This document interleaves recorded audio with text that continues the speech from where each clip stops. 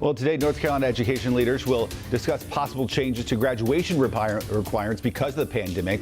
Wake Up Charlotte's Billie Jean Shaw now live first. And Billie Jean, they want to make sure students can still graduate despite what has been obvious challenges of remote learning. Absolutely, Ben. And one of the things the board is proposing is to get rid of the CPR requirement and also the number of paid work hours students with disabilities are required to have before graduating. They're also going to be discussing what is now an extremely controversial topic about how students should learn about America's racist past. Today, the North Carolina State Board of Education will meet to discuss proposed changes to what students learn about the country's racist past in social studies classes.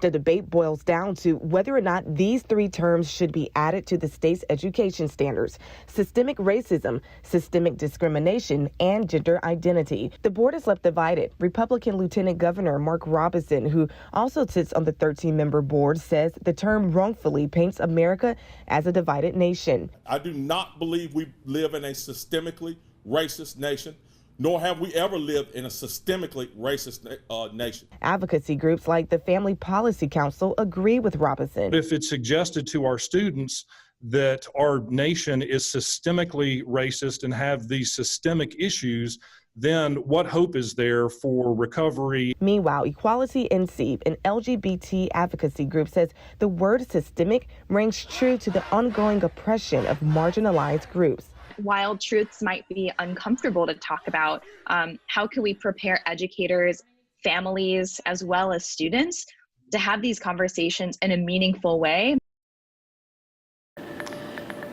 So these proposed changes were made by social studies teachers from across the state and public feedback. You may be wondering what the state superintendent's stance is on this. She is against it. She says instead of saying systemic racism, you should just use words like racism. The board is going to meet today at 10 o'clock. They're also going to meet again tomorrow. Of course, WCNC Charlotte will be following all of the updates on this meeting. But of course, we would love to know what your thoughts on this topic is. Reporting live in Uptown, Billie Jean Shaw, Wake Up Charlotte.